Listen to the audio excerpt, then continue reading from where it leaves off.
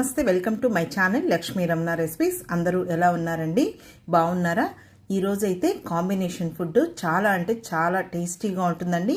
చాలా సింపుల్గా చేసుకుని ఈ కాంబినేషన్ ఫుడ్ని మీరు కూడా తప్పకుండా ఒకసారి ట్రై చేసి చూడండి. ఈరోజు కాంబినేషన్ ఫుడ్లో నేను ఏం ప్రిపేర్ చేశానంటే పల్లి మామిడికాయ పచ్చడి అండి. చాలా టేస్టీగా ఉంటుంది, నోటికి పుల్ల పుల్లంగా, కారం కారంగా. అలాగే బెండకాయ వేపుడు అండి. చాలా సింపుల్గా టేస్టీగా మనం ప్రిపేర్ చేసేసుకోవచ్చు. ఈ విధంగా వేడి వేడి అన్నంలో ఈ పచ్చడి వేసుకొని ఈ బెండకాయ వేపుడు నంచుకొని తింటే చాలా టేస్టీగా ఉంటుందండి. ఇవి రాయలసీమ స్పెషల్ అన్నమాట. వేడి వేడి అన్నంలో ఈ పచ్చడి వేసుకొని తింటే సూపర్గా ఉంటుంది. కాబట్టి ఈరోజు మనం ఈ కాంబినేషన్ ఫుడ్లో పల్లి మామిడికాయ పచ్చడి అలాగే బెండకాయ వేపుడిని చాలా సింపుల్గా టేస్టీగా ఎలా ప్రిపేర్ చేసుకోవాలో కావలసిన పదార్థాలు, తయారీ విధానం ఒకసారి చూద్దామండి. నేను ఆల్రెడీ చాలా రకాల కాంబినేషన్ ఫుడ్స్ని కూడా మీకు వీడియోస్ పోస్ట్ చేశాను. అవి కూడా చూసి ఒకసారి తప్పకుండా ట్రై చేసి చూడండి. ఓకే అండి, ఈ కాంబినేషన్ ఫుడ్ని మనం ఎలా తయారు చేసేసుకోవాలో చూసేద్దాము. ముందుగా పచ్చడి ప్రిపరేషన్ని చూసేద్దామండి. ముందుగా స్టవ్ వెలిగించుకొని ప్యాన్ పెట్టేసుకొని ఒక 50 గ్రాముల పల్లీలు తీసుకోవాలండి. ఒక మీడియం సైజ్ కప్పుతో ఒక హాఫ్ కప్పు పల్లీలు తీసుకున్నానండి. ఈ పల్లీలని మనం హై ఫ్లేమ్ పెట్టకుండా మీడియం ఫ్లేమ్లోనే ఇలా కలుపుకుంటూ మంచి కలర్ వచ్చే వరకు ఫ్రై చేసేసుకోవాలి. అప్పుడే మనకు పచ్చడి అనేది టేస్టీగా ఉంటుంది. ఇప్పుడు ఇవి అయితే వేగిపోయాయి అన్నమాట. తీసి పక్కన పెట్టేశాను. చల్లారిన తర్వాత పొట్టు తీసేసుకోవాలి. ఇప్పుడు ఒక 8 ఎండుమిరపకాయల్ని ఈ విధంగా తుంచి వేసేసుకోవాలండి.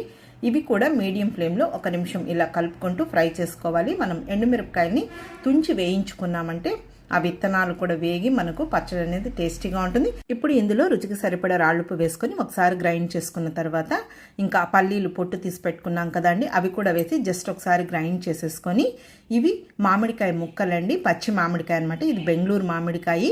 ఇవి కూడా ఒక మీడియం సైజ్ కప్ అండి. కొద్దిగా పైన చెక్కు తీసేసుకొని చిన్న చిన్న ముక్కలుగా కట్ చేసి వేసుకొని జస్ట్ ఒకసారి గ్రైండ్ చేసుకోవాలండి. మరీ ఎక్కువ వేయకూడదు అనమాట. మామిడికాయ ముక్కలు మనకు కనిపిస్తూ ఉండాలి. కొద్దిగా నీళ్లు వేసేసుకొని ఒకసారి మళ్ళీ గ్రైండ్ చేసేసుకోవాలండి. చూడండి, పచ్చడి ఈ విధంగా మెదిగిన తర్వాత ఒక పెద్ద ఉల్లిపాయని చిన్న చిన్న ముక్కలుగా కట్ చేసి వేసుకొని జస్ట్ లైట్గా అలా గ్రైండ్ చేసేసుకోవాలండి. ఇప్పుడు పచ్చడి రెడీ అయిపోయింది. ఇంకా మనం బెండకాయ వేపుడు ప్రిపరేషన్ చూసేద్దామండి.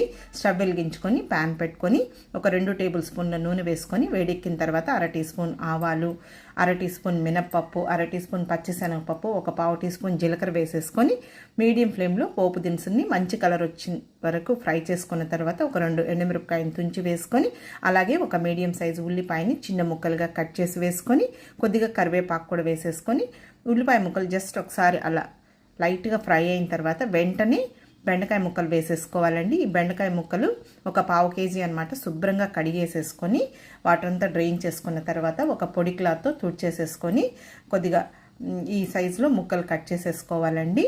అప్పుడే మనకు జిగురు లేకుండా ఉంటుంది. ఇలా ముందుగా మీడియం ఫ్లేమ్లో ఒక 2-3 నిమిషాలు ఫ్రై చేసుకోవాలండి. అప్పుడే మనం సాల్ట్ అవి వేయకూడదు, ఎందుకంటే వెంటనే సాల్ట్ వేసేసామంటే మనకు జిగురు అనేది వస్తుంది. కొద్దిగా ఫ్రై అయిన తర్వాత వేసేసుకోవాలి. చూడండి, ఇప్పుడు ఇది లైట్గా ఫ్రై అయిందనమాట.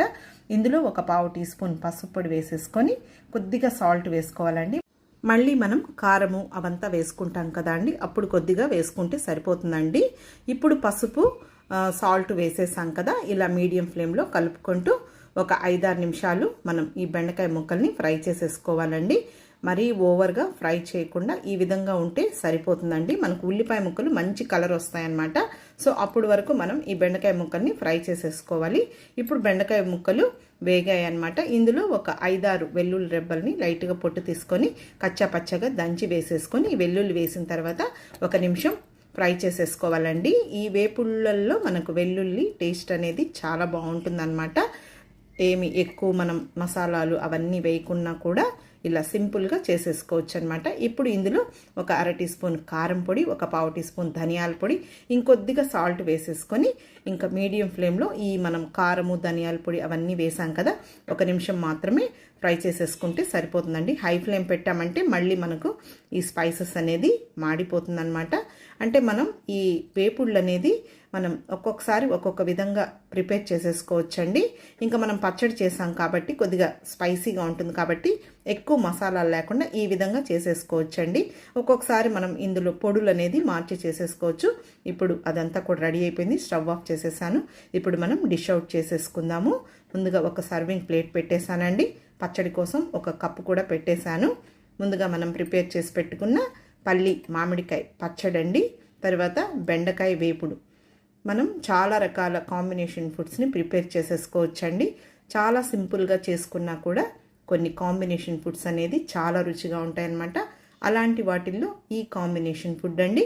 ఈ విధంగా వేడి వేడి అన్నంలో ఈ పచ్చడి వేసుకొని ఇష్టపడే వాళ్ళు కొద్దిగా నెయ్యి వేసుకొని కూడా తినచ్చండి. ఇంకా మనం పచ్చడి వేపుడు చేసుకున్నాం కాబట్టి రసం లేకపోయినా కూడా పెరుగు మజ్జిగ వేసుకొని తింటే చాలా తృప్తిగా మనం భోంచేయచ్చండి.